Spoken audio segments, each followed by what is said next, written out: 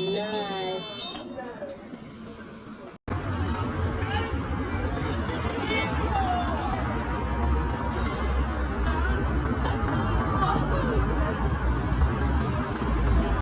هاي، ازيكم عاملين ايه؟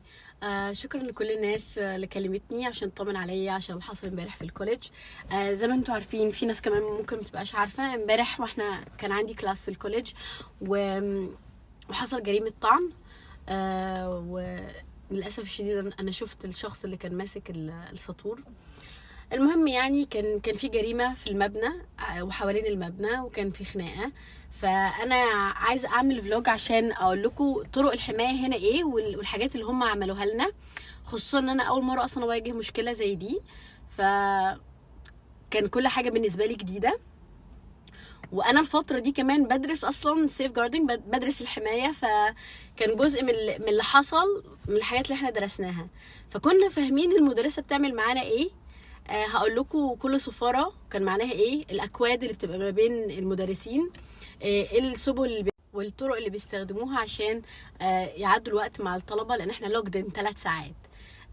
خليني احكي لكم بس من المختصر ايه اللي حصل. انا مبدئيا يوم الخميس بيبقى عندي كلاس، والكلاس بيخلص الساعه 12. احنا فضلنا من 12 ل 3 ونص محبوسين. الجريمه حصلت الساعه 11، في الوقت ده كان وقت البريك بتاعنا. احنا نزلنا تحت عشان نشرب كوفي. وشفنا الولد اللي ماسك الساطور، والناس كلها قعدت تصوت. حد ماسك سكينه، حد ماسك سكينه. وبعدين السكيورتي قفل المبنى وقال لنا كل واحد يطلع الكلاس. طلعنا طبعا، قفلوا المبنى كله من بره، وسمعنا الصفاره بتاعت لوكت. هو بتبقى شبه السرينه بتاعت البوليس كده في المبنى كلها، ده معناه ان المبنى كله لوكت. وبعدين كل دور قفل الكلاس بتاعه، والانستراكتور فضلت مع كل كلاس. ده اول حاجه عملوها، ان هم كل مدرس يفضل مع الفصل بتاعه ويعدهم ويسالهم انتوا كويسين ولا لا.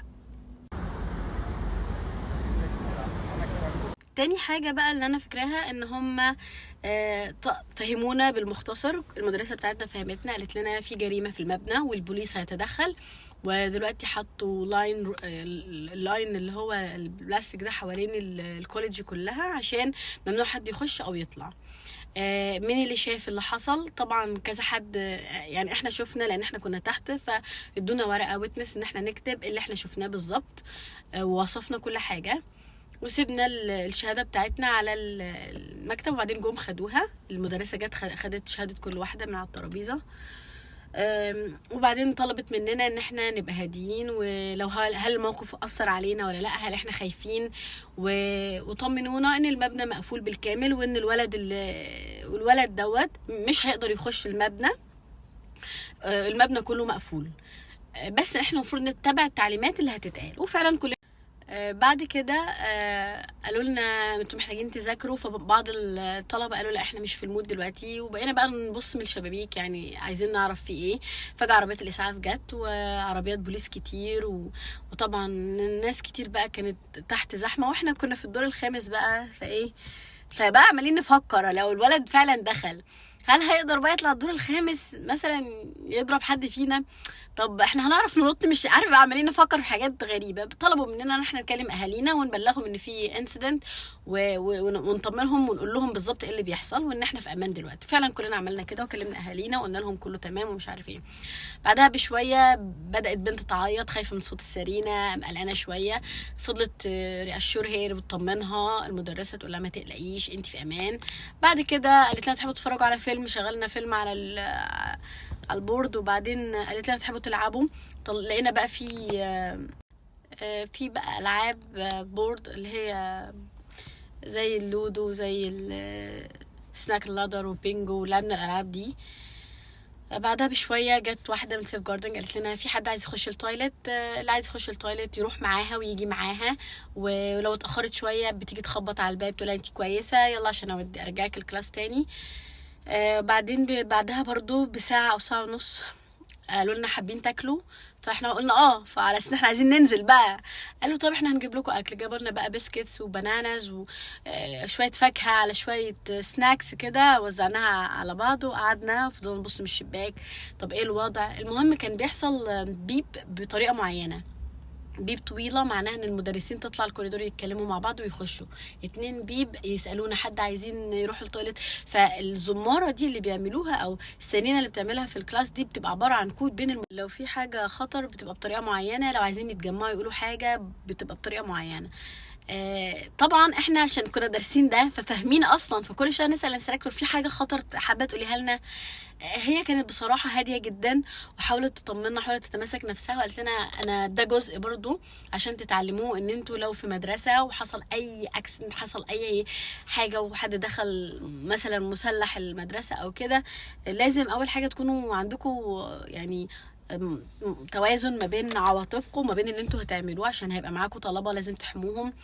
فتحس ان ده كان درس عملي للي احنا بندرسه. بس انا مش هنكر ان انا طبعا كنت خايفه جدا، وقعدت اتخيل ان انا لو كنت في فصل هبقى بقى مركزه ان انا احمي نفسي ولا احمي اللي معايا، فكان دي مسؤوليه صعبه جدا، وخصوصا اول مره اشوف كده، يعني اول مره اتحط في موقف زي ده. كان قعدنا شويه متاثرين بيه، مش هنكر بده، في خوف وفي قلق.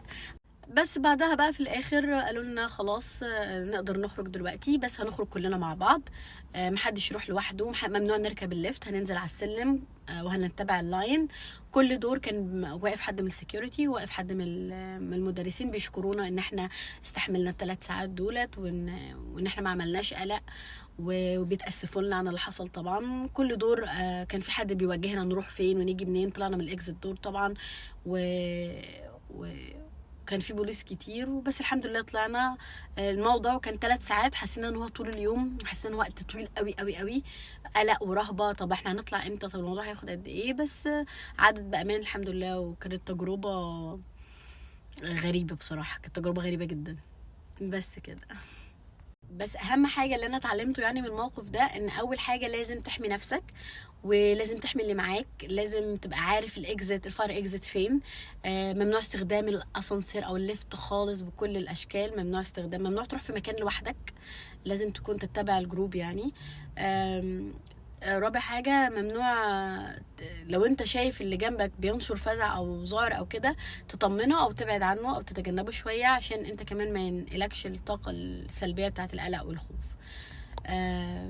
ولو السكيورتي ما جريش ورا الولد اللي معاه السكينة، هو فضل يحمي اللي جوه الكوليدج، يعني هو لما شاف كده قفل الكوليدج علينا، ما يطلعش يجري بقى وساب الباب مفتوح او كده. فكانوا همهم الاول يحموا الطلبة اللي جوه المبنى، ودي اهم حاجة.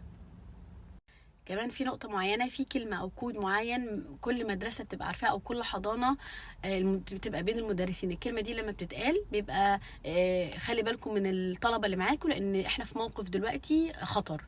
الكود ده بيختلف من مكان لمكان. وكمان نبهوا الناس ان ممكن الناس تستخدم الكود ده مع عيالهم، يعني لو الطفل في مكان خطر او في مكان مش حابب يكون موجود فيه او تعرض لموقف، ممكن الولد يطلب ان هو يتصل بمامته او باباه، ويبقى فيه كود او باسورد او كلمة سر ما بينهم هما ال3 يبقوا عارفينها، الولد يقولها، الام والاب يبقوا عارفين ان هو في خطر. فالكود ده بيستخدم هنا دايما في المواقف اللي زي دي، وبينبهوا دايما ان البيرنتس يستخدموها مع العيال عشان يفهموهم الدينجر سيركل او ناقوس الخطر زي ما بيقولوا. لو هو اتحط فيها او لو اي موقف الولد اتعرض له يقول الكود ده لمامته او لباباه، فالاب والام هيفهموا ان في حاجه مضايقه الولد ومش عايز يتكلم فيها دلوقتي، فاحنا لازم قد ما يقدر يحكي لي ايه اللي اتعرض له او كده. بس الكود ده معناه اللي هو انا في خطر دلوقتي، خدني من المكان ده او تعالى انقذني. بس كده. لو الفلوج عجبك اعمل لايك وسبسكرايب وشير، واكتب لي في الكومنت هل انتوا تعرضتوا لموقف زي ده وفين وعملتوا ايه، وايه الموقف اللي اتاخد او ايه الاجراءات اللي اتاخدت. وبس كده، يلا باي باي، اشوفكم الفلوج الجاي.